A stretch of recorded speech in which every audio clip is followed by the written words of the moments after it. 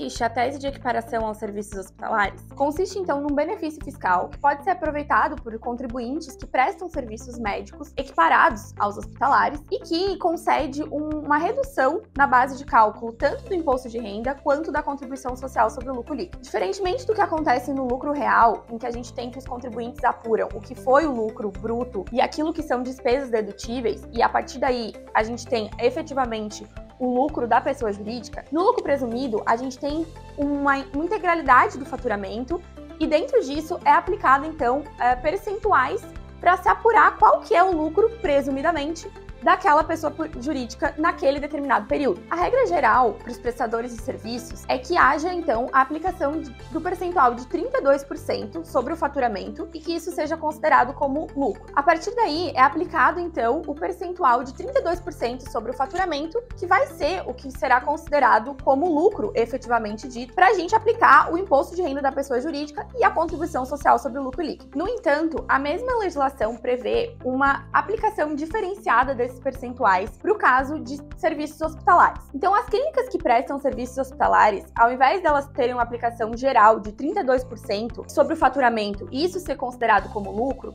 a gente tem que, no caso do imposto de renda, a gente aplica 8% para a base de cálculo e da contribuição social sobre o lucro líquido ao percentual de 12% sobre o faturamento. E a partir daí, então, são aplicadas as alíquotas normalmente do imposto de renda da pessoa jurídica e da CSLL. Quais são os requisitos para que uma clínica médica seja equiparada a um hospital para fins tributários? Para que a clínica médica possa se beneficiar com a redução na base de cálculo do imposto de renda e da contribuição social sobre o lucro líquido, são 4 requisitos que precisam ser observados. O primeiro deles é a tributação pelo lucro presumido. Então, a pessoa jurídica ela não pode tributar pelo lucro real ou pelo Simples Nacional, né, sob pena, então, de não ter o aproveitamento desse benefício fiscal. O segundo requisito é que esteja organizada sobre a forma empresária. Então, é necessário que a gente tenha um contrato social registrado na junta comercial, é preciso que haja um quadro de funcionários, que haja um quadro de sócio, enfim, inúmeros outros requisitos que juntos, né, não por si só, mas juntos,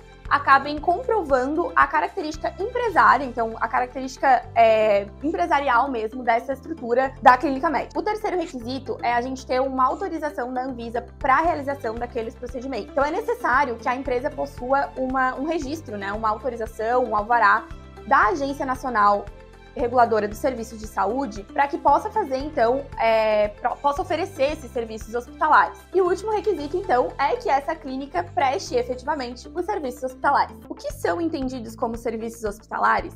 Bom, existem várias regulamentações e instruções normativas que trazem pra gente o que são esses serviços hospitalares. No entanto, de uma forma geral, a gente pode conceituar que são serviços que têm por objetivo promover, de alguma maneira, a saúde do paciente e que são procedimentos. Ou seja, estão excluídas aqui as meras consultas médicas. Foi justamente esse o entendimento do Superior Tribunal de Justiça no julgamento do tema 217, em que ficou sedimentado que o conceito de serviço hospitalar, para fim de interpretação da legislação, seria justamente esses procedimentos, então, excluídas novamente as consultas médicas, que tem por objetivo prestar, então, uma promoção da saúde ali do paciente que está sendo consultado no momento. Foi justamente esse o entendimento do Superior Tribunal de Justiça no julgamento do tema 217, em que ficou sedimentado que a interpretação do termo serviços hospitalares precisa passar por uma ótica objetiva, ou seja, são serviços que estão vinculados àqueles prestados pelos hospitais e que têm como um objetivo comum a promoção da saúde daquele paciente. É importante lembrar ainda que não existe uma exigência de que esses serviços sejam prestados dentro dos hospitais. Então, eles podem sim ser realizados dentro do ambiente hospitalar, mas também podem ser realizados nas próprias clínicas ou até mesmo na casa do paciente, como é o caso dos serviços de home care, que já há, então, uma solução de consulta da Receita Federal, entendendo pela possibilidade de equiparação dos serviços de home care aos serviços hospitalares para fim de se usufruir desse benefício fiscal. São exemplos dos serviços que podem ser equiparados aos hospitalares, portanto, os serviços de radiografia, quimioterapia, radioterapia, cirurgias plásticas, entre tantos outros que são listados pela legislação. A equiparação dos serviços somente é possível no caso de clínicas médicas? Não. Existe a possibilidade de a gente aplicar esse benefício também da redução da base de cálculo do imposto de renda da pessoa jurídica e da contribuição social sobre o lucro líquido também a outras espécies de clínica médica.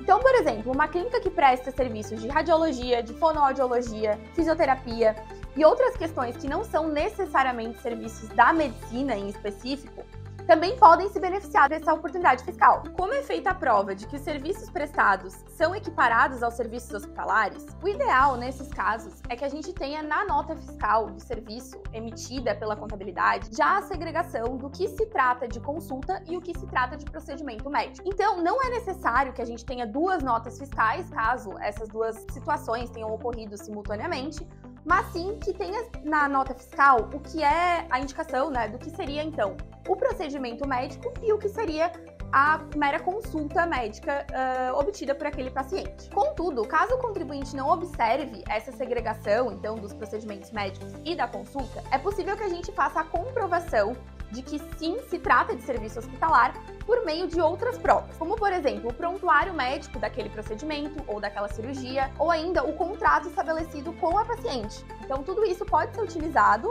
principalmente na esfera judicial, para a gente comprovar que efetivamente se trata de serviço hospitalar. O aproveitamento do benefício fiscal pode se dar de maneira administrativa ou é necessária a judicialização? Nada impede que esse serviço seja aproveitado pelo contribuinte de maneira administrativa. Então isso pode ocorrer, por exemplo, por meio da retificação das declarações escriturais de um determinado período de tempo para readequar a base de cálculo da contribuição social sobre o lucro líquido e do imposto de renda da pessoa jurídica. No entanto, é importante que o contribuinte esteja alerta que essa situação, sem um respaldo de uma decisão judicial, pode vir a ocasionar um lançamento tributário. Então, caso a autoridade administrativa entenda que por algum motivo não estão preenchidos os requisitos necessários para que seja usufruído o benefício fiscal, ela pode sim lavrar um auto de infração e a gente ter que fazer o recolhimento desse tributo com a adição de correção monetária e até mesmo de multa. Como se dá a restituição dos valores pagos indevidamente? Bom, no caso de a clínica já possuir preenchimento dos requisitos nos últimos 60 meses, é possível que a gente recupere o valor pago a maior de imposto de renda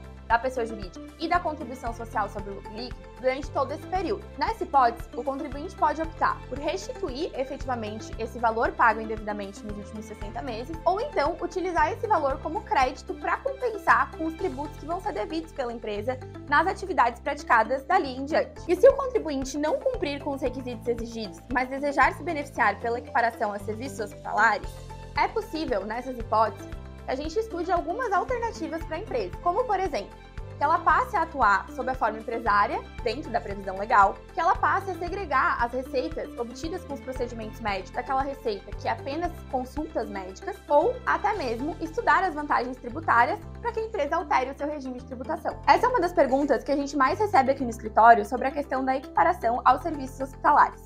Se você gostou desse conteúdo, não deixe de salvar, compartilhar e ficar atento aos próximos vídeos.